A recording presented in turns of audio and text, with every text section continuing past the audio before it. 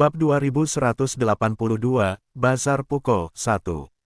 Di benua badai, akan ada satu alkemis di antara 100 kurcaci, tetapi sulit menemukan herbalis di antara 10.000 kurcaci. Para kurcaci memiliki minat alamiah pada alkimia, sedangkan hanya sedikit kurcaci yang tertarik pada penelitian farmasi. Sebelum perang antara dewa dan iblis, semua ramuan yang digunakan para kurcaci di benua badai dibeli dari manusia atau elf. Namun, seiring meningkatnya konflik antar ras setelah perang antara dewa dan iblis, ras-ras tersebut mulai mengisolasi diri, dan para kurcaci harus mulai mempelajari herbalisme sendiri untuk memenuhi kebutuhan bangsa mereka sendiri. Dibandingkan dengan manusia dan elf, kurcaci hanya terpapar herbalisme dalam waktu yang sangat singkat. Dahulu, para kurcaci mengandalkan persediaan ramuan yang dibeli dari ras lain, tetapi setelah terisolasi dari dunia, mereka bahkan tidak memiliki satu pun formula dasar. Mereka hanya bisa dengan canggung mengambil ramuan yang telah mereka beli sebelumnya untuk mempelajari berbagai bahan obat dan konsentrasinya dalam ramuan tersebut. Perabaan bodoh memakan waktu ribuan tahun penelitian dari para kurcaci, dan bagi para kurcaci, yang mencintai alkimia secara alami, melepaskan alkimia untuk mempelajari ramuan adalah masalah yang sangat sulit. Umur para kurcaci jauh lebih pendek daripada para elf dan naga. Mereka hanya memiliki ratusan tahun umur, padahal puluhan ribu tahun telah berlalu sejak perang antara para dewa dan iblis. Raja kurcaci juga telah berubah seiring dengan perubahan matahari dan bulan.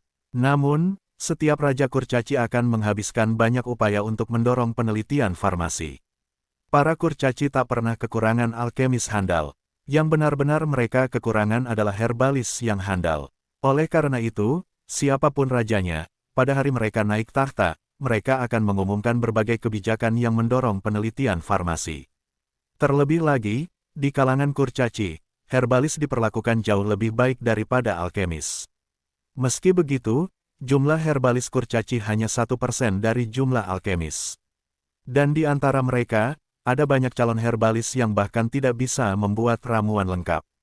Perlakuan para herbalis memang sangat baik, tetapi tetap saja tidak mampu memadamkan kerinduan para kurcaci akan alkimia. Malahan, dalam benak banyak alkemis, mereka sangat meremehkan para herbalis. Hal ini karena meskipun para herbalis menerima perawatan terbaik di benua badai, ramuan yang mereka buat belum mengalami terobosan besar selama bertahun-tahun. Di Pukos Bazar, persekutuan alkemis terletak di seberang persekutuan herbalis. Yo, aku penasaran siapa mereka. Ternyata kelompok parasit dari persekutuan herbalis itu lagi. Mereka butuh waktu sebulan untuk membuat ramuan sekecil itu. Sungguh sia-sia manfaat berlimpah yang diberikan raja kita. Kurcaci yang keluar dari persekutuan alkemis memandang para kurcaci yang keluar dari persekutuan herbalis dengan jijik. Para kurcaci berjalan menuju zona farmasi Puko sambil membawa setumpuk botol bening. Kalau kau tanya aku, kalau raja kita memperlakukan kita para alkemis dengan begitu baik, kita pasti sudah membuat mesin humanoid canggih sejak lama. Sekelompok alkemis berdiri di depan pintu serikat mereka, nada mereka masam. Para dukun memandang para alkemis dengan ekspresi yang sangat tenang. Mereka sudah lama terbiasa dengan ejekan para alkemis. Di benua badai, jumlah alkemis 100 kali lipat lebih banyak daripada herbalis, tetapi perawatan herbalis 100 kali lebih baik daripada alkemis. Perbedaan ini membuat kedua profesi, yang sebelumnya saling tidak menyukai, semakin tidak cocok. Bab 2183, Bazar Puko 2. Seorang murid muda dukun herbal diam-diam menggigit bibirnya karena ejekan para alkemis, tetapi kurcaci setengah baya yang berdiri di sampingnya tidak lagi terpengaruh sedikitpun. Tenang saja, tak perlu perhitungan dengan para kurcaci sok tahu ini. Kita masih harus membawa ramuan-ramuan ini ke area perdagangan sesegera mungkin. Kurcaci parubaya itu menghibur kurcaci muda itu dengan nada lembut. Mungkin karena profesi mereka, hampir semua dukun di kalangan kurcaci memiliki temperamen yang lebih lembut dibandingkan kurcaci biasa. Mereka jarang meluapkan amarah seperti kurcaci lainnya, kecuali para murid yang baru saja mengenal dukun. Guru Heheli, apa kau tidak marah sama sekali? Murid muda herbalis itu menatap guru herbalisnya dengan heran. Ia baru bergabung dengan serikat herbalis selama setengah bulan, tetapi ia sudah mendengar ejekan seperti itu hampir setiap hari. Heheli mengangkat bahu dan berkata dengan tenang, "Kenapa kamu marah?" "Nak, kamu harus tahu bahwa sebagai seorang herbalis, hal pertama yang harus kamu pelajari adalah bersikap tenang dan kalem. Menjadi mudah tersinggung hanya akan membuatmu terus-menerus gagal dalam proses meramu obat. Tapi mereka bertindak terlalu jauh. Kami bekerja siang dan malam untuk ramuan-ramuan baru ini, tetapi para alkemis bau itu tetap menertawakan kami. Murid muda itu merasa sangat dirugikan. Hanya herbalis yang tahu betapa sulitnya bagi herbalis. Karena tidak ada formula yang tepat, para kurcaci harus mencari tahu sendiri. Tanpa bimbingan, mereka telah mengalami terlalu banyak kegagalan. Mungkin dibutuhkan puluhan ribu percobaan untuk membuat ramuan baru, yang begitu membosankan dan rumit hingga bisa membuat orang gila. Nak, biarkan saja mereka. Raja kita sudah memperlakukan kita dengan sangat baik. Jangan biarkan diskusi di luar memengaruhi suasana hati kita. Sebaliknya, kita harus mengembangkan lebih banyak ramuan sesegera mungkin. Ini adalah tanggung jawab kita para herbalis. Heheli sangat memahami kemarahan murid-muridnya. Ketika pertama kali bergabung dengan serikat herbalis, dia juga bereaksi dengan cara yang sama, dan gurunya juga menghiburnya seperti sekarang. Baik, Guru Heheli. Murid muda itu dengan rendah hati menerima kata-kata Heheli. Guru Heheli, ramuan apa sebenarnya yang diterima presiden baru-baru ini? Mengapa ramuan itu membuat para master di seluruh guild khawatir? Murid muda itu tak kuasa menahan diri untuk mengingat apa yang terjadi belum lama ini di guild herbalis. Belum lama ini, seorang anggota serikat herbalis datang ke serikat tersebut dengan membawa sebotol ramuan yang tidak diketahui isinya. Dan ketika ketua serikat herbalis melihat botol ramuan itu, ia sangat terkejut. Untuk mempelajari komposisi ramuan tersebut, semua herbalis berpengalaman di seluruh serikat herbalis pergi menelitinya selama beberapa hari berturut-turut, tetapi tetap tidak ada hasil. Heheli mengerutkan kening dan menatap ke langit. Nak, itu terobosan besar dalam penelitian kita. Efektivitas dan kemurnian botol ramuan itu jauh melampaui ramuan apapun yang pernah kita lihat sebelumnya. Presiden pernah berkata bahwa efek botol ramuan itu lebih baik daripada gabungan 100 botol ramuan kita saat ini. Secercah kerinduan terpancar di mata Heheli. Sangat kuat, tapi siapa yang membuatnya? Murid muda itu semakin penasaran. Seberapa kuatkah herbalis itu hingga bisa membuat ramuan seperti itu? Bab 2184, Bazar Puko 3. Heheli menggelengkan kepalanya. Tidak ada kurcaci yang tahu asal-usul botol ramuan itu. Anggota yang mengirim ramuan itu ke serikat herbalis hanya mengatakan bahwa botol ramuan itu diberikan kepada muridnya di sebuah pasar kecil sebagai tanda pertolongannya. Si kurcaci berkata bahwa dia berasal dari suku Momo, namun setelah si kurcaci itu pergi ke suku Momo untuk menanyakan, ternyata di suku Momo tidak ada dukun yang sakti, hanya beberapa orang saja yang kemampuannya pas-pasan. Untuk urusan ini, ketua serikat herbalis juga secara khusus mengundang herbalis suku Momo ke Bazar Puko. Tetapi menurut sang herbalis, ia adalah satu-satunya herbalis di seluruh suku Momo selama 10 tahun. Terlebih lagi, ketika ketua meletakkan botol ramuan itu di hadapan herbalis Momo, wajah herbalis Momo dipenuhi keterkejutan dan keheranan. Dengan demikian, petunjuk pada ramuan itu terputus sekali lagi. Siapapun herbalis itu, kita harus menemukannya. Prestasinya telah melampaui gabungan prestasi presiden dan yang lainnya. Jika kita bisa mengundangnya untuk bergabung dengan serikat herbalis, itu pasti akan sangat bermanfaat bagi penelitian farmasi kita, para kurcaci, kata Heheli. Begitu, pantas saja presiden mengajak kita jalan-jalan di pasar baru-baru ini. Dia ingin kita menemukan dukun sakti itu secepat mungkin, kan? Ekspresi murid muda itu penuh kesadaran. Karena petunjuknya terputus, Presiden Serikat Herbalis di Bazar Puko memutuskan untuk bekerja sama dengan Presiden Serikat Herbalis di 4 bazar lainnya untuk melakukan pencarian karpet di beberapa bazar terdekat. Tujuan utama mereka adalah menemukan herbalis misterius dan kuat itu.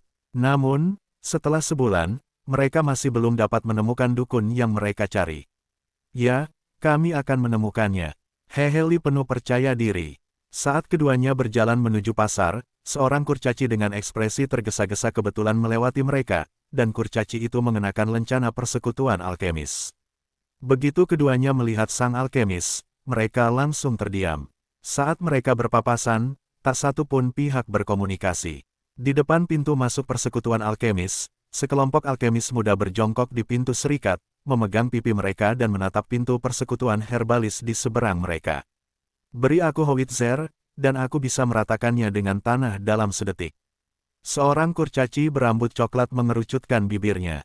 Mereka berdua adalah serikat, tetapi mengapa pintu serikat herbalis bertatahkan emas, sedangkan serikat alkemis mereka hanya memiliki 2 pintu kayu yang rusak? Bias, ini sungguh bias. Jika kita meratakannya, mungkin raja kita akan membangunkan mereka sebuah serikat yang terbuat dari kristal, kata kurcaci lain dengan masam. Para kurcaci di persekutuan herbalis tidak hanya memiliki lingkungan kerja terbaik, tetapi mereka juga memiliki 2 hari istirahat dalam seminggu, di mana semua konsumsi dan hiburan dibiayai oleh Raja Kurcaci. Dapat dikatakan bahwa begitu Anda menjadi seorang herbalis, Anda memiliki hak istimewa untuk menghambur-hamburkan kas negara Kurcaci. Di sisi lain, Raja Kurcaci hanya memberi mereka sedikit sisa sup. Bahkan dana penelitian harian mereka pun harus mereka kumpulkan sendiri. Untuk membangun jiwa mekanik yang lebih kuat, mereka harus membawa sebagian hasil kreasi harian mereka ke pasar untuk dijual. Kenapa herbalis diperlakukan begitu baik? Ini tidak adil. Para alkemis hanya bisa menangis sambil menatap pintu megah perkumpulan herbalis. Bab 2185, Alkemis Misterius 1. Hei, apa yang kalian lakukan berjongkok di sini? Seorang kurcaci berlencana persekutuan alkemis bergegas ke pintu masuk serikat dan terkejut ketika melihat sederet rekan-rekannya berjongkok di pintu masuk. Oh, Pipika, akhirnya kau kembali. Bagaimana Bazar Moxiu? Apakah gadis-gadis di sana cantik? Seorang alkemis melihat kurcaci yang baru saja kembali dan langsung menerkamnya. Hentikan, begini, waktu aku melewati area perdagangan mekanik tadi, aku melihat sesuatu yang sangat menarik. Mau lihat? Pipika, yang baru saja kembali, memasang senyum gembira di wajahnya yang cantik. Area perdagangan mekanik. Pipika, apa kau terlalu lelah? Apa yang kau lihat di area perdagangan sampai membuatmu begitu bersemangat? Sang alkemis memutar matanya. Berbeda dengan persekutuan herbalis, persekutuan alkemis sangat ketat dalam memilih anggotanya. Hanya alkemis terbaik yang bisa menjadi anggota serikat, dan di Bazar Puko, di semua area penjualan produk alkimia, hampir semua barang alkimia terbaik dibuat oleh anggotanya. Apa yang membuat kita bersemangat? Ini sesuatu yang sangat istimewa. Untungnya, aku membeli satu saat pulang. Biar kutunjukkan padamu. Pipika mengeluarkan bola besi kecil seukuran telur dari tasnya. Bola besi itu berlubang, dan bagian dalamnya hitam pekat. Apa yang bisa dilihat? Seorang alkemis mengambilnya tanpa minat. Di bawah tatapan Pipika yang bersemangat, ia mengerucutkan bibirnya dan menekan tombol kecil pada bola besi itu. Detik berikutnya, bola besi kecil yang tampak biasa itu terbelah menjadi 2, dan seekor kupu-kupu logam dengan sayap tipis tembus pandang perlahan-lahan mengembangkan sayapnya di dalam bola. Detik berikutnya, sayap kupu-kupu logam itu bagaikan api yang berkobar. Api kecil itu perlahan membesar seiring setiap gerakan sayapnya. Dan seiring waktu, api itu perlahan membakar kupu-kupu logam itu, menciptakan gambaran yang fantastis. Apa ini? Sang alkemis tercengang. Membuat kupu-kupu logam yang bergerak tidaklah sulit. Mungkin butuh sedikit usaha untuk membuatnya bergerak. Akan tetapi, mereka tidak tahu bagaimana kupu-kupu logam yang dapat bergerak dan terbakar dari udara tipis ini dibuat. Produk alkimia pada dasarnya terbuat dari logam. Siapa yang pernah melihat sepotong besi tiba-tiba terbakar sendiri? Meskipun beberapa boneka mekanik bisa menyemburkan api, itu juga karena para alkemis telah menambahkan minyak tanah ke dalam tubuh mereka. Namun, kupu-kupu logam ini tembus cahaya, dan bola besinya juga berongga. Tidak ada tempat untuk menyimpan minyak tanah. Menarik, ya, ini namanya kupu-kupu yang meradang. Tutup bola besinya, dan apinya akan padam secara otomatis. Dan ketika dibuka lagi, kupu-kupu di dalamnya akan terbang dan menghasilkan api. Kurcaci penjual benda kecil ini punya banyak barang menarik. Sejujurnya, ini pertama kalinya aku melihat produk alkimia yang begitu menarik. Pipika tersenyum dan mengambil kembali kupu-kupu itu ke tangannya. Semakin ia memandangi karya yang menggabungkan alkimia dan keindahan elemen api ini, semakin ia menyukainya. Bawa kami ke sana sekarang juga. Para alkemis yang awalnya kurang tertarik, langsung merasakan darah mereka mendidih setelah melihat produk alkimia baru tersebut. Tidak ada yang bisa membuat mereka lebih terobsesi daripada alkimia. Aku tahu kamu pasti suka. Aku akan mengantarmu ke sana setelah aku meletakkan barang-barangku. Pipika menyimpan kupu-kupu itu. Bab 2186, Alkemis Misterius 2. Bagian tersibuk dari Pukos Bazar adalah area perdagangan mekanik. Di bawah kepemimpinan Persekutuan Alkemis, kualitas produk alkimia di bazar ini jelas jauh lebih tinggi daripada bazar biasa. Banyak kurcaci yang melakukan perjalanan ribuan mil ke Pukos Bazar untuk lebih dekat dengan produk alkimia terbaru. Di benua badai, semua alkemis tahu bahwa cara terbaik untuk memahami perkembangan para kurcaci dalam alkimia adalah dengan mengunjungi 5 pasar utama dan melihat area perdagangan mekanis mereka. Sekalipun mereka tidak punya uang untuk membeli sesuatu, mereka tetap bisa memperluas wawasan. Di Bazar Puko, tempat alkimia paling berkembang, banyak alkemis yang gagal bergabung dengan persekutuan alkemis akan mencari penginapan untuk ditinggali. Penginapan di 5 bazar utama akan memiliki laboratorium alkimia yang sesuai untuk memberikan lingkungan kerja yang lebih baik bagi para alkemis yang ingin memotivasi diri mereka sendiri. Setiap hari, dari matahari terbit hingga terbenam, kawasan perdagangan mekanik di Pasar Puko selalu ramai. Di sini, produk-produk alkimia baru diluncurkan setiap hari. Banyak kurcaci berdompet tebal berjongkok di sini, siap menyapu produk-produk terbaru kapan saja. Hal yang sama terjadi hari ini. Para kurcaci yang berdesakan rapat, bergerak perlahan di sepanjang jalan, dan sesekali mereka akan masuk ke toko-toko terdekat untuk melihat harta karun favorit mereka. Para kurcaci memiliki hasrat alami terhadap alkimia. Mereka lebih suka hanya memiliki 2 set pakaian untuk diganti sepanjang tahun dan mengencangkan ikat pinggang daripada tidak menghabiskan uang untuk alkimia. Benua badai memiliki sumber daya mineral yang melimpah, dan sejumlah besar biji langka dijual di sini seharga kubis. Harga berbagai peralatan alkimia juga sangat menarik, tetapi alkimia merupakan operasi yang sangat mahal. Bahkan alkemis paling terampil pun tidak dapat menjamin keberhasilan dalam sekali jalan.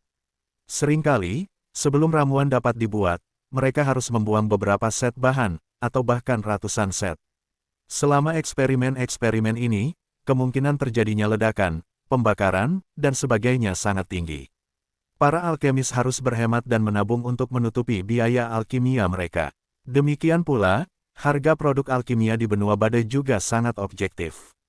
Misalnya, di sebuah pasar kecil, boneka mekanik paling biasa akan berharga ratusan koin emas, dan harga produk alkimia biasa akan sangat berbeda tergantung pada kelangkaan dan kecanggihannya. Di pasar alkimia, produk yang paling populer adalah tubuh jiwa mekanik yang memiliki pikirannya sendiri. Bahkan mesin humanoid bintang 1 terendah pun seringkali dihargai puluhan ribu. Perlu diketahui bahwa nilai mata uang kurcaci jauh lebih mahal daripada mata uang masyarakat manusia, tetapi bahkan dengan harga setinggi itu, masih banyak penggemar alkimia yang berebut untuk membelinya. Selama mesin humanoid dipasarkan, akan ada banyak orang yang ingin membelinya. Akan tetapi, mesin humanoid sangat langka, dan jarang sekali terlihat 1 atau 2 saja dalam sebulan. Para alkemis juga membeli produk alkimia lainnya pada hari-hari biasa. Misalnya, saat ini, ada banyak kurcaci berkerumun di depan sebuah bilik kecil. Sambil memegang tas mereka yang berat, mereka berjingkat-jingkat dan menjulurkan leher, mencoba melihat ke arah bilik itu. Bab 2187, Alkemis Misterius 3. Dikelilingi oleh banyak kurcaci, seorang kurcaci yang terbungkus jubah, hanya memperlihatkan sepasang mata besar yang jernih, sedang duduk di depan stan mereka. Di seluruh area perdagangan mekanik, stan mereka adalah yang paling ramai. Sejak pagi, tak pernah sepi pelanggan di depan stan mereka. Saat 1 orang menjauh, 10 orang lainnya akan mendekat. Barang-barang yang dijual kurcaci ini agak berbeda dengan yang dijual di kios-kios lain. Sebagian besar produk alkimia yang dijual kurcaci lain sekilas tampak berguna, tetapi di sini, hanya ada bola-bola besi berongga kecil. Di samping bola-bola besi kecil itu, ada bola bulu merah berbulu yang merayap di lutut si kurcaci, menikmati garukan si kurcaci. Aku mau kuda api kecil. Seorang kurcaci, yang berhasil merangkak ke depan dengan susah payah, menunjuk sebuah bola besi kecil dan berkata. Si kurcaci mengulurkan tangan putih kecilnya dan mengambil bola besi kecil yang dipilihnya. 500 koin emas. Sebuah suara merdu terdengar di tengah kebisingan. Suaranya selembut angin, menggetarkan hati. 500 koin emas. Jika ini harga untuk sebuah boneka mekanik, memang tidak mahal, tetapi untuk ditukar dengan bola besi kecil seukuran telapak tangan ini, bisa dibilang harganya selangit. Harganya memang mahal, tetapi tak seorang pun pembeli meragukan nilainya. Tanpa berkata apa-apa, si pembeli mengeluarkan dompetnya, menghitung cepat 500 koin emas, lalu menyerahkannya kepada si kurcaci. Ia lalu memegang bola besi kecilnya dengan bokong yang bergetar, tersenyum. Ia tak sabar untuk membuka bola besi kecil itu. Seekor kuda logam yang sedang berlutut meringkuk di dalam bola besi itu. Saat bola besi itu dibuka, kuda logam itu tampak terbangun. Ia meregangkan anggota tubuhnya dan berdiri. Sekumpulan api yang berkobar tiba-tiba berkobar di atas kuda logam itu. Kuda yang ganas itu berlari kencang di udara di dalam bola besi, bagaikan kuda api yang berlari kencang di padang rumput yang luas. Pemandangan di depannya begitu nyata. Hehe, si kurcaci memegang kuda api kecilnya dan pergi dengan senyum konyol. Para kurcaci di sekitar mereka tak lagi terkejut dengan hal ini.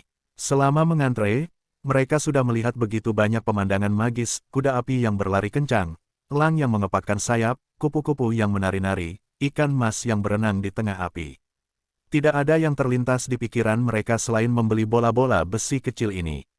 Awalnya, ada ratusan bola besi di stan ini, tetapi kini hanya tersisa sekitar selusin. Pemilik stan tidak berniat untuk terus mengambil lebih banyak lagi. Setelah menjual bola besi yang tersisa, mungkin akan sulit bagi mereka untuk membeli lebih banyak. Aku menginginkannya, aku menginginkan itu. Pada saat itu, sekelompok kurcaci lain bergegas mendekat sambil menenteng dompet di tangan mereka. Sang pemilik kios tak menunjukkan sedikit pun kegembiraan atas keuntungan hariannya. Hanya ada ketenangan di matanya yang jernih. Tenang, bagaimana mungkin dia tidak tenang? Dalam waktu singkat sebulan, mereka telah bepergian ke begitu banyak tempat setiap hari. Sambil melakukan itu, mereka harus berlari menyelamatkan diri di tengah malam. Setelah mengalami mimpi buruk seperti itu, siapapun akan merasa tenang menghadapi pemandangan meriah di depan mereka. Kurcaci yang datang ke Pukos Bazar dengan setumpuk produk alkimia ajaib untuk dijual tidak lain adalah Shen Yanxiao, yang telah menculik roh elemen api sebulan yang lalu. Setelah meninggalkan Gunung Kumu, Shen Yanxiao secara resmi memulai jalur alkimia. Benar saja, api yang akan menjadi roh elemental 10.000 kali lebih kuat daripada api 100 peleburan. Setelah Shen Yanxiao mengalami kegagalan, semua eksperimennya setelah itu menjadi sangat lancar. Bab 2188 Alkemis Misterius 4. Setelah benar-benar menjadi seorang alkemis, Shen Yanxiao mengetahui mengapa para kurcaci begitu terobsesi dengan profesi ini. Jika herbalis adalah pendukung yang menyembuhkan dan menciptakan produk penyempurnaan tubuh, kemudian para alkemis adalah pencipta hal-hal baru. Apa yang disebut mengubah sesuatu yang busuk menjadi sesuatu yang ajaib. Itu dia, melihat kepingan logam dingin di tangannya, dipadamkan oleh api dan ditempa oleh tangannya, berubah menjadi benda baru dengan efek magis. Shen Yanxiao tertegun. Dia mulai menciptakan karya-karya fantastis, tetapi akibat dari penculikannya pun terjadi. Seperti yang diharapkan Xiu, selama dia menggunakan api yang tidak biasa untuk melebur sepotong logam, 5 roh unsur yang jauh di benua badai akan segera menyadarinya, dan mereka akan segera bergegas ke tempat di mana aura itu menyebar secepat mungkin. Dari posisi mereka, butuh beberapa hari untuk sampai ke tempat Shen Yanxiao berada. Selama waktu ini, Shen Yanxiao hanya bisa mengubah lokasinya berulang kali. Sebelum dia bisa menikmati perasaan luar biasa yang dibawa oleh proses alkimia, Xiu mengingatkannya bahwa roh unsur sangat dekat dengan mereka. Setiap kali diingatkan, Shen Yanxiao hanya bisa mengemasi tasnya dan memindahkan posisinya. Situasi seperti ini terjadi setiap hari. Shen Yanxiao sangat tertekan hingga hampir muntah darah. Tapi yang paling membuatnya muntah darah adalah Shen Yanxiao menundukkan kepalanya dalam diam dan menatap bola bulu merah kecil yang berbaring di pangkuannya, sambil menyipitkan matanya dengan nyaman. Setengah bulan yang lalu, nyala api yang tidak biasa itu berubah menjadi roh unsur nyata di tungku multi-unsur. Satu-satunya hal yang patut disyukuri adalah hal pertama yang dilihat roh elemental ini adalah Shen Yanxiao.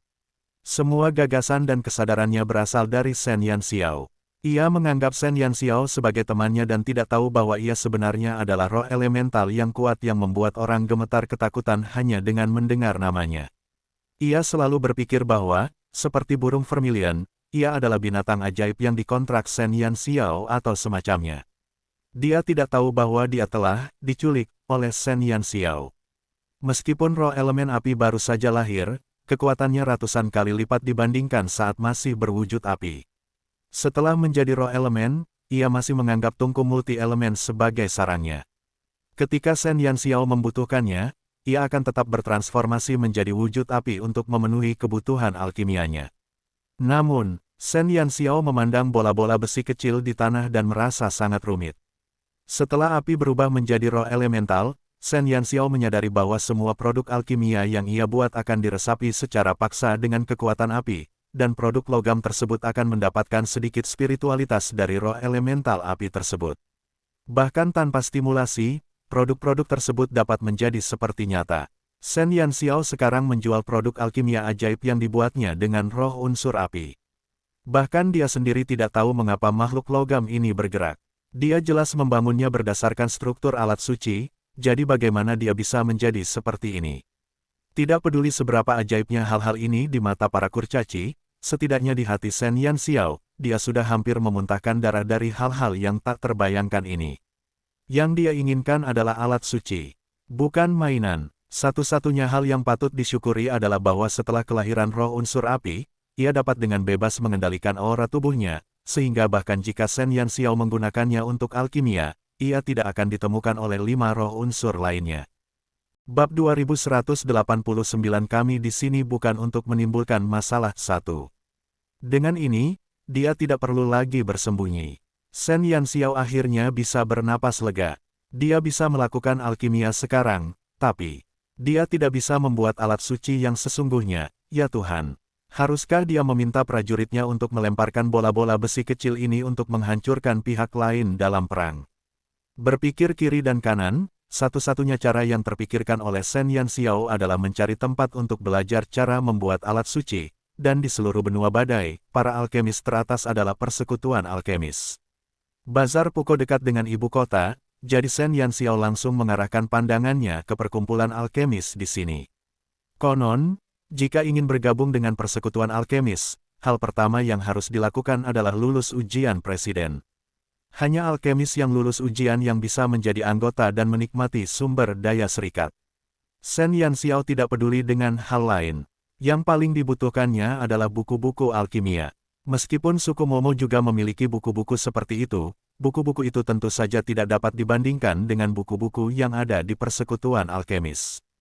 Oleh karena itu, ketika Shen Yanxiao datang ke sini, ia tidak cukup sombong untuk berpikir bahwa ia bisa bergabung dengan persekutuan alkemis di hari pertamanya. Ia sudah berencana untuk tinggal di sebuah penginapan di Pasar Puko untuk sementara waktu. Sambil menjual produk-produk alkimia yang telah ia buat sebelumnya untuk mendapatkan sejumlah uang, ia akan melatih kemampuannya di laboratorium alkimia penginapan tersebut dan kemudian pergi ke persekutuan alkemis dalam beberapa hari. Bidiu gelombang, bola bulu kecil itu berbalik di pelukan Shen Yanxiao, memperlihatkan perutnya. Shen Yanxiao menggaruknya diam-diam. Si kecil langsung merasa nyaman. Barang-barang terus dijual, dan Shen Yanxiao memperkirakan ia akan bisa pulang sebentar lagi.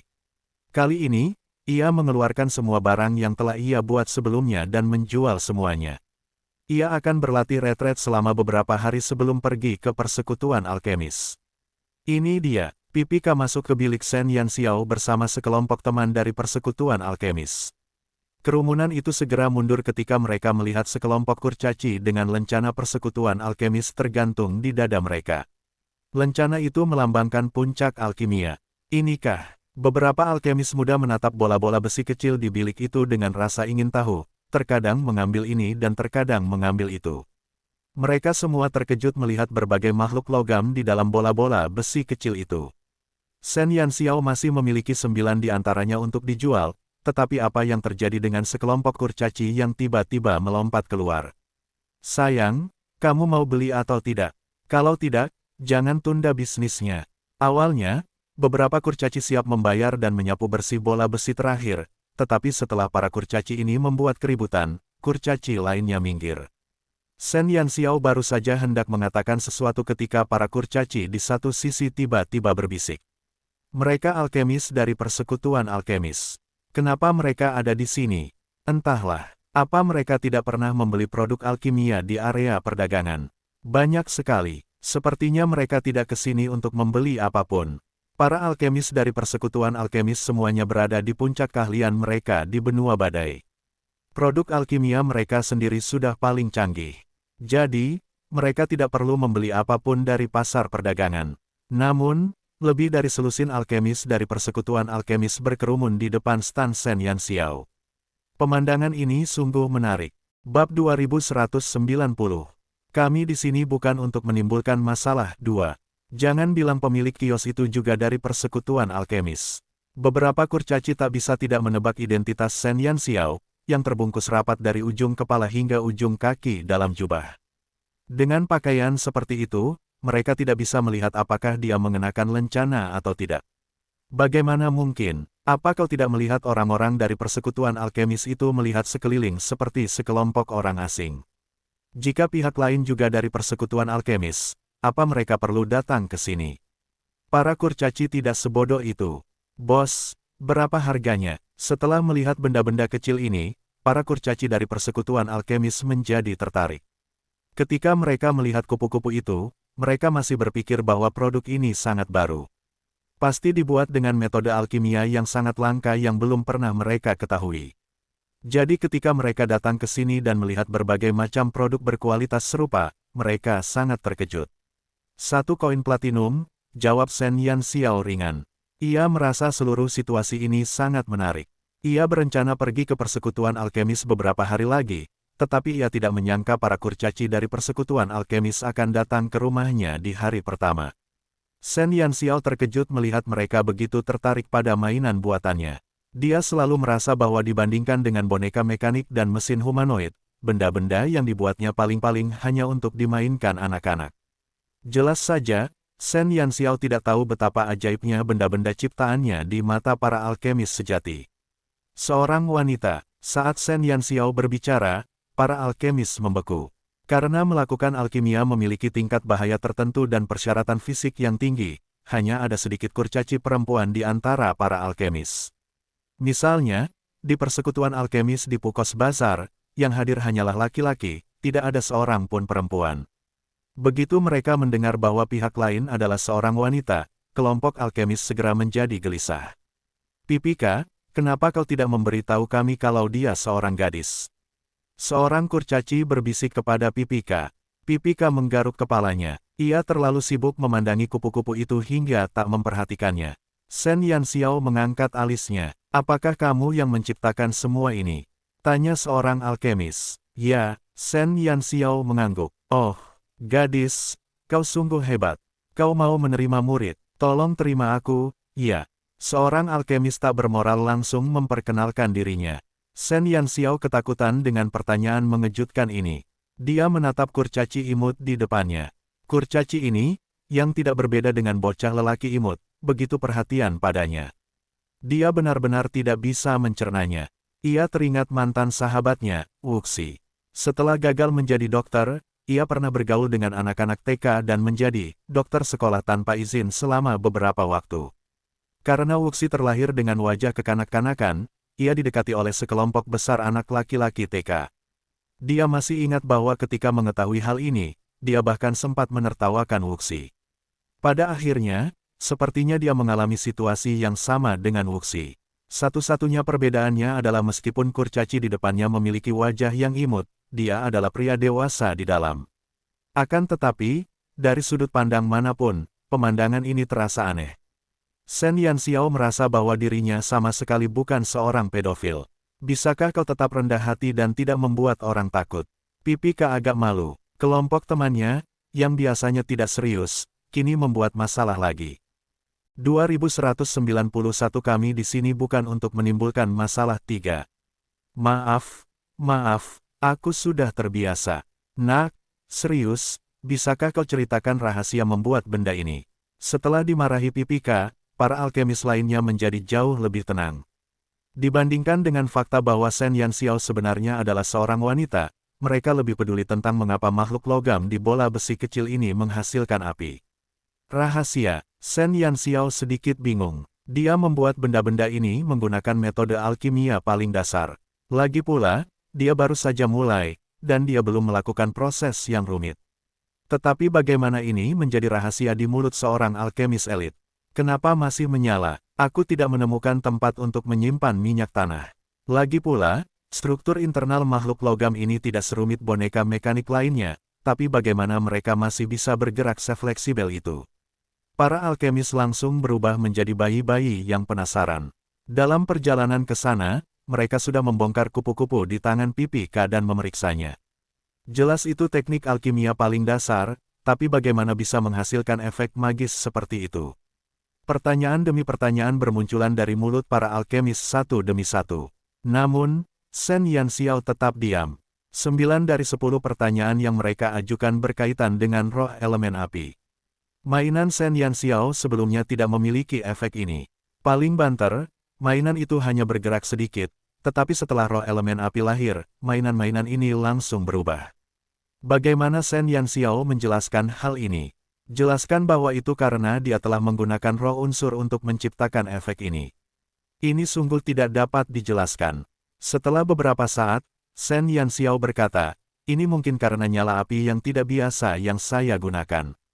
Dia tidak berbohong, kan?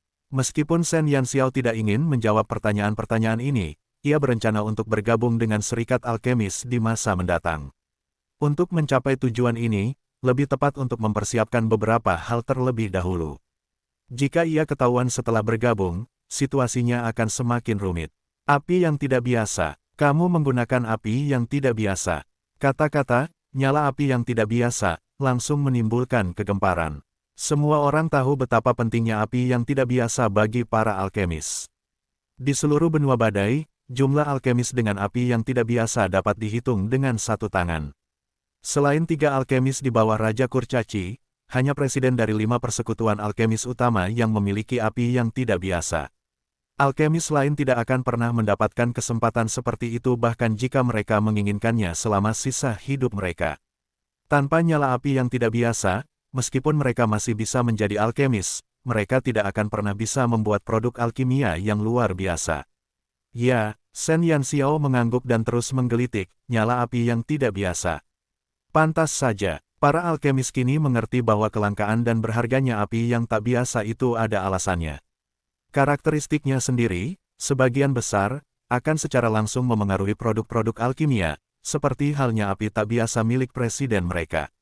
Gadis, apakah kamu sudah bergabung dengan persekutuan alkemis? Tanya salah satu alkemis. Shen Yanxiao menggelengkan kepalanya. Semua alkemis saling berpandangan, dan pikiran yang sama menyala di hati mereka.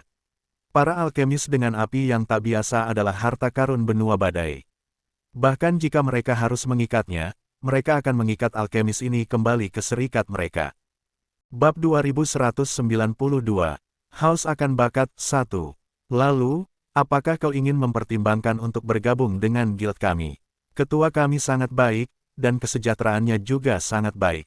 Para alkemis memulai rencana mereka untuk menculik Shen Yanxiao. Mendengar tawaran mereka, Shen Yanxiao sedikit tercengang. Ia baru saja memikirkan cara lulus ujian persekutuan alkemis, dan sekarang mereka justru berinisiatif mengundangnya. Kebahagiaan datang begitu tiba-tiba sehingga Shen Yanxiao tidak dapat bereaksi sesaat pun. Ayo, kau pasti bisa menjadi bunga di serikat kami. Alkemis lain mencoba membujuknya. Pipika terdiam di satu sisi. Bagaimana mungkin dia bukan bunganya? Serikat mereka bahkan tidak punya satu pun perempuan. Perempuan manapun yang datang akan menjadi bunganya. Sekelompok alkemis membicarakan segala macam manfaat, mati-matian mencoba menculik alkemis ini dengan api yang tidak biasa. Shen Yanxiao berdeham dan berkata, tingkat alkimia saya sangat rata-rata. Bukannya dia tidak mau pergi, tapi dia takut kalau pergi sekarang, dia akan diusir dalam waktu kurang dari 2 hari. Saat itu, kalaupun dia ingin masuk lagi, itu tidak akan semudah itu lagi. Tidak masalah, apimu luar biasa, itu saja sudah cukup bagimu untuk bergabung dengan persekutuan alkemis manapun. Para alkemis itu sangat yakin. Di benua badai, api yang tak biasa terlalu langka. Api suci yang langka seperti itu dapat menciptakan keajaiban, tak peduli ke tangan siapapun api itu jatuh. Secara umum, level seseorang tidak menjadi masalah. Bahkan jika itu seorang pemula, selama mereka memiliki api yang tidak biasa dan dibimbing dengan benar, kecepatan pertumbuhan mereka akan cepat. Shen Yanxiao terdiam ketika sekelompok alkemis berbicara sekaligus, tetapi para kurcaci yang menonton di pinggir lapangan mendengarkan dengan penuh semangat. Ada banyak alkemis di benua badai, tetapi tidak semua alkemis bisa diundang oleh persekutuan alkemis. Paling-paling, hanya 1 dari 100 alkemis yang bisa menjadi anggota persekutuan alkemis, dan semuanya diterima secara mandiri. Saat ini, sangat jarang melihat persekutuan alkemis terburu-buru merekrut alkemis secara terbuka. Api yang tidak biasa, senjata tambahan yang kuat, merupakan harta karun yang diimpikan semua alkemis. Bahkan persekutuan alkemis sangat membutuhkannya. Benarkah? Shen Yanxiao juga memperhatikan antusiasme yang membara dari para alkemis ini terhadapnya. Ini adalah hal yang baik baginya. Jika dia bisa bergabung dengan persekutuan alkemis sekarang, dia bisa belajar cara membuat alat suci lebih awal. Shen Yanxiao sama sekali tidak khawatir tentang apakah segel di tubuhnya bisa dibuka. Pikirannya sekarang dipenuhi dengan pikiran tentang kapan dia akan belajar membuat alat suci. Itu benar. Baiklah, setelah aku menjual semua barangku dulu. Sebelum Shen Yanxiao bisa selesai berbicara, sekelompok alkemis dengan cepat mengambil semua barang di stan Shen Yanxiao. Kita beli semua ini. Cepat ikut kami. Tunggu. Mengapa mereka harus menunggu? Mereka memutuskan untuk menyeretnya pergi jika perlu. Shen Yanxiao sedikit terkejut. Tanpa menunggunya mengemasi barang-barangnya, para alkemis dengan sadar membantunya merapikan stan-stan dan menghitung uangnya. Pelayanannya sungguh luar biasa. Dalam sekejap, semua yang ada di hadapan Shen Yanxiao telah dibersihkan. Para alkemis kemudian berdiri di sampingnya, mata mereka penuh kecemasan. Kalau saja tidak ada perbedaan antara pria dan wanita, diperkirakan kelompok alkemis yang tidak sabaran ini akan langsung membawa Shen Yanxiao kembali. Shen Yanxiao akhirnya berdiri, memegang bola bulu merah di tangannya, dan mengikuti rombongan alkemis itu pergi. Bab 2193, Haus akan bakat 2. Di persekutuan alkemis, seorang kurcaci dewasa berjanggut merah sedang menatap sekelompok alkemis yang berdiri di aula. Siapa di antara kalian yang bisa memberitahuku apa yang sedang kau lakukan? Kurcaci berjanggut merah itu tak lain adalah Presiden Persekutuan Alkemis Puko, Gegelu. Sebagai ketua Persekutuan Alkemis Puko, Gegelu keluar dari sukunya sendiri dan memimpin seluruh kegiatan serikat. Ia juga satu-satunya alkemis di Persekutuan Alkemis Puko yang memiliki api yang tidak biasa. Beberapa saat yang lalu, dia masih sibuk di laboratorium ketika dia menerima berita yang mengejutkannya. Para alkemis di serikat mereka benar-benar berlari ke area perdagangan mekanik dan menyeret kembali seorang kurcaci yang tidak dikenal, satu persatu berteriak agar kurcaci itu bergabung dengan serikat mereka. Tindakan mereka sungguh tak sedap dipandang bagi Gegelu. Ia segera menghentikan eksperimen alkimianya dan bergegas masuk ke aula tanpa henti. Faktanya, kelompok alkemis yang telah menyebabkan masalah baginya kini berdiri patuh di tempat dengan kepala tertunduk, tidak mengatakan apapun. Gegelu memperhatikan bahwa di antara sekumpulan anak nakal itu, ada satu yang terbungkus sangat erat, sambil memegang bola bulu kecil berwarna merah menyala di tangannya. Presiden, Anda harus mendengarkan penjelasan kami tentang masalah ini. Menghadapi auman Gegelu, para alkemis segera menunjukkan dedikasi mereka kepada serikat. Bicaralah, beritahu aku alasan mengapa aku tidak boleh membunuhmu. Sudut mulut Gegelu berkedut.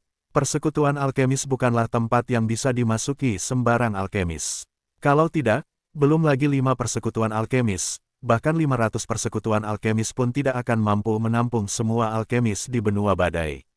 Jumlah alkemis di benua badai begitu tinggi sehingga setiap anggota yang bergabung dengan persekutuan alkemis harus disaring lapis demi lapis. Lagi pula, persekutuan alkemis memiliki sumber daya yang terbatas dan tidak dapat menyediakan terlalu banyak alkemis. Mereka hanya dapat memastikan bahwa sumber daya dan lingkungan terbaik diberikan kepada alkemis paling berbakat untuk memaksimalkan efeknya. Persekutuan alkemis mereka tidak pernah memiliki anggota yang bisa langsung masuk tanpa berpartisipasi dalam ujian. Namun, anak-anak bau ini begitu berani sehingga mereka membawa kembali kurcaci yang tidak dikenal itu tanpa mengatakan apapun. Suara Gegelu sudah keras, dan dalam hal penampilan seorang kurcaci, dia dianggap sangat perkasa dan mendominasi, jadi ketika dia marah, itu segera membuat sekelompok alkemis yang menggemaskan itu gemetar. Presiden, jika Anda mendengarkan penjelasan kami, Anda akan berpikir betapa bijaksananya tindakan kami. Bisik sang alkemis yang berani. Semoga kebijaksanaanmu akan membuatmu bisa melihat matahari besok, kata Gegelu sambil tersenyum palsu. Persekutuan alkemis tampaknya memiliki sumber daya yang tak terbatas, tetapi hanya anggota internal yang tahu betapa sulitnya bagi mereka.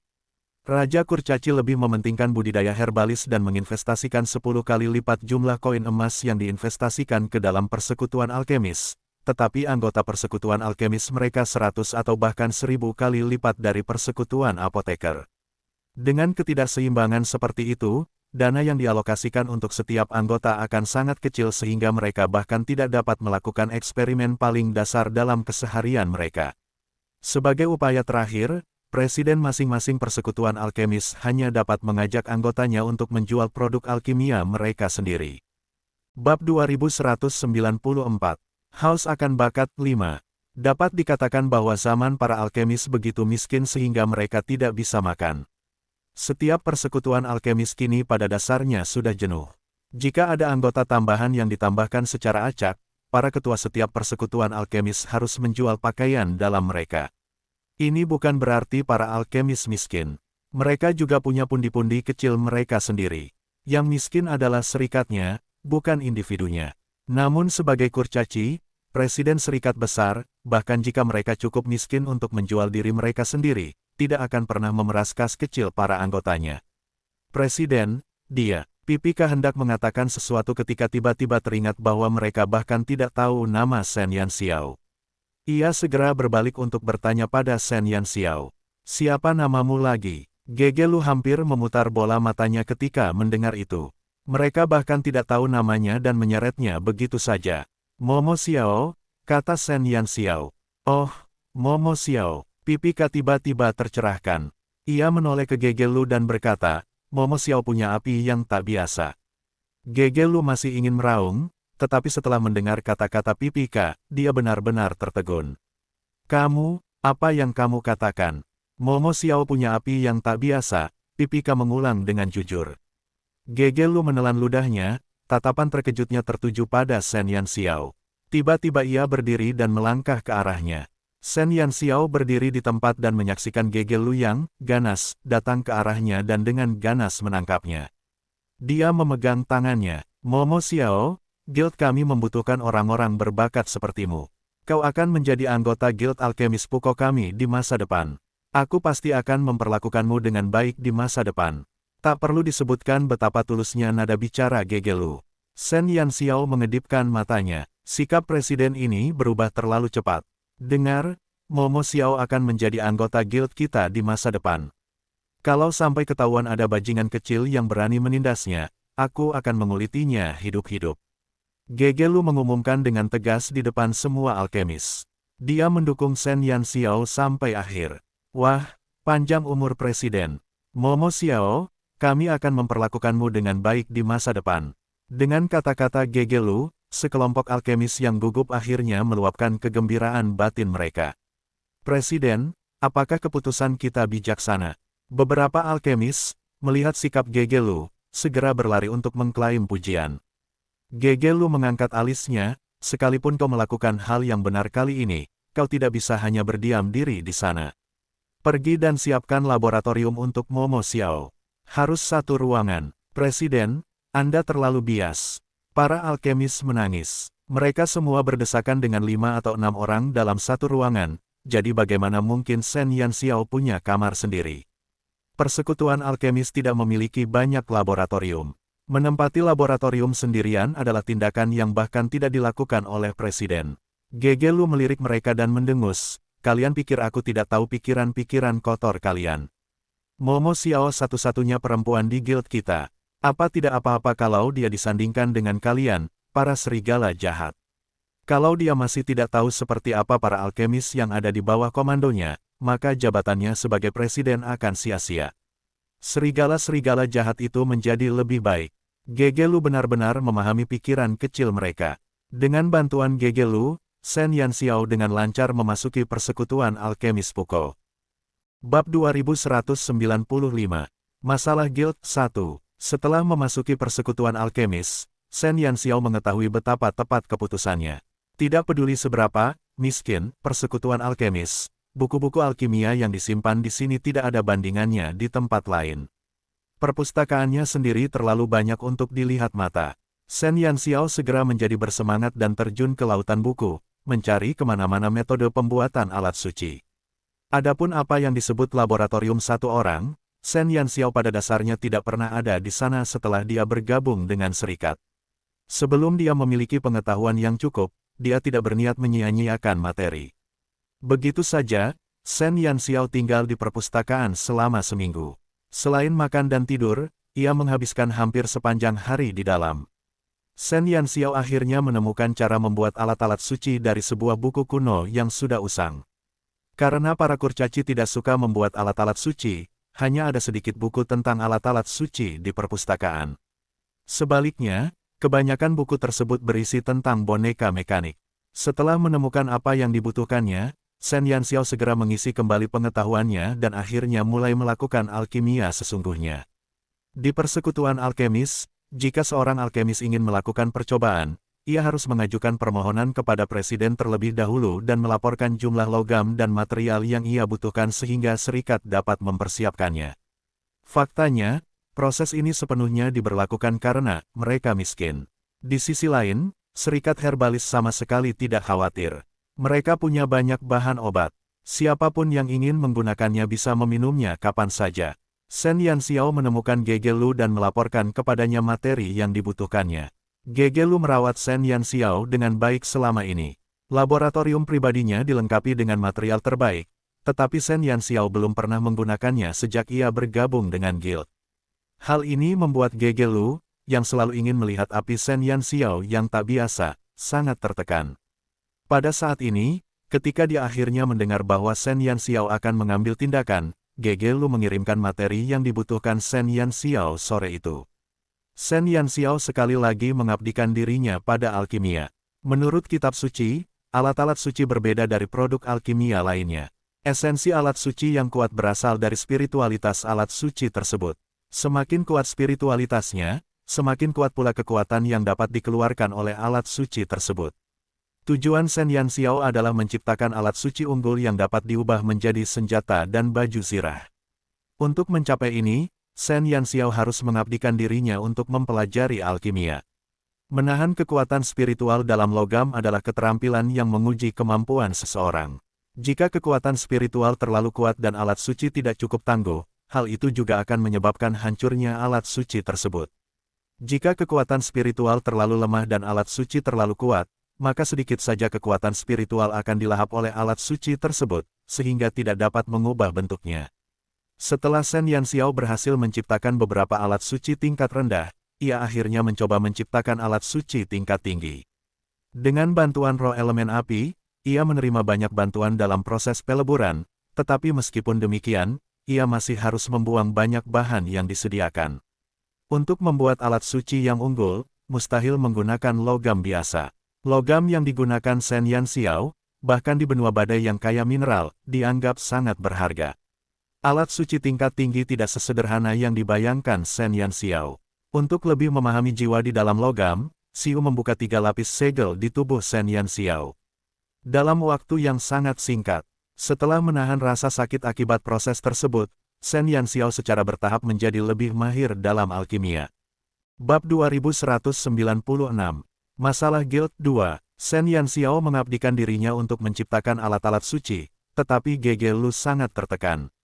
Sebagai kurcaci, para alkemis di seluruh persekutuan alkemis hampir selalu mempelajari pembuatan boneka mekanik dan mesin humanoid. Shen Yanxiao, sebagai satu-satunya anggota guild dengan api yang tidak biasa selain dirinya sendiri, tidak pernah mencoba membuat boneka mekanik atau semacamnya. Sebaliknya, ia mempelajari bola-bola seukuran telapak tangan itu sepanjang hari. Melihat ini, Gegelu ingin muntah darah. Ketika dia melihat Shen Yanxiao membaca dengan penuh perhatian, dia pikir dia telah memahami beberapa pengetahuan tersembunyi, tetapi pada akhirnya, melihat bola-bola besi kecil seukuran telapak tangan yang telah diambilnya kembali dari Shen Yanxiao, hati Gegelu berdarah. Dia bisa melihat bahwa itu adalah alat suci, tetapi di benua badai, hanya sedikit kurcaci yang suka menggunakannya. Logam langka yang digunakan Shen Yanxiao selama periode ini bisa dikatakan telah menghabiskan persediaan terakhir guild. Biasanya, Gegelu tidak akan terlalu peduli tentang ini, tetapi masalahnya adalah Jika Shen Yanxiao terus berlatih seperti ini, serikat tersebut benar-benar tidak akan memiliki logam langka untuk diberikan kepada anggota lainnya. Presiden, apakah Anda ingin saya bicara dengan Momo Xiao? Posisi PPK di Guild tidaklah rendah. Ia sangat memahami kesulitan Guild. Selama periode ini, untuk mengisi kembali persediaan logam mulia di Guild, Presiden telah menjual 2 boneka mekanik bintang 3 yang sebelumnya enggan ia jual. Tidak, sebagai Presiden, bagaimana mungkin aku mengganggu eksperimen para anggota dengan lelucon seperti itu?